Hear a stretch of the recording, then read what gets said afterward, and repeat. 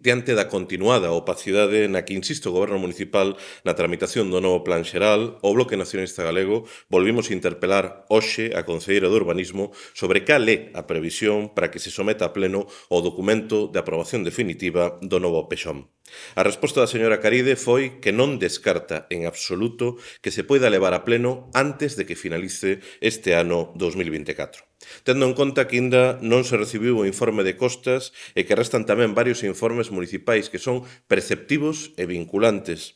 Esta contestación alértanos de maneira clara de que o goberno de Abel Caballero podería tentar forzar unha aprobación exprés do novo Plan Xeral en pleno Nadal. Repetindo desta maneira a mesma manobra que xa aplicaron coa aprobación inicial, que lembremos produciuse un 26 de agosto, ou coa provisional que tivo lugar nun pleno o pasado 28 de decembro, e que claramente o único que persigue é converter o derradeiro trámite para a aprobación do novo PEXOM nun paseo militar para o seu absolutismo antidemocrático.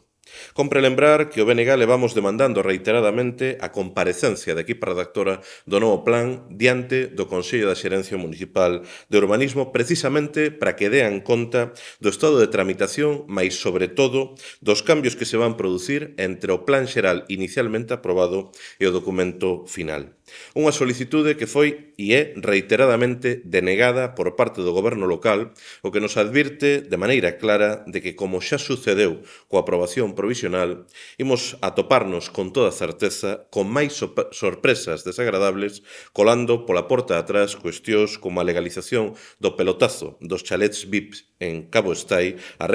recalificación dunha ampla zona verde en Navia para poder albergar o prometido Vigo Arena e actuacións semellantes. Por iso, desde o Bloque Nacionalista Galego, exiximos unha vez máis a máxima transparencia e unha tramitación que, ademais de respeitar escrupulosamente de maneira estrita a legalidade, permita a participación efectiva tanto dos diferentes grupos políticos como, sobre todo, da veciñanza e dos colectivos que continúan na incerteza sobre o resultado final das súas alegacións. Non podemos aceptar que Abel Caballero pretende impoñer manu militari forzando os tempos e os procedementos un plan xeral de ordenación municipal que foi elaborado e continúa a tramitarse na escuridade dos despachos ao servizo dos poderosos intereses dos de sempre, e que de non rectificar vaise converter nunha grande oportunidade perdida para dotarmos a Vigo, a nosa cidade, dun plan xeral que permita que Vigo avancemos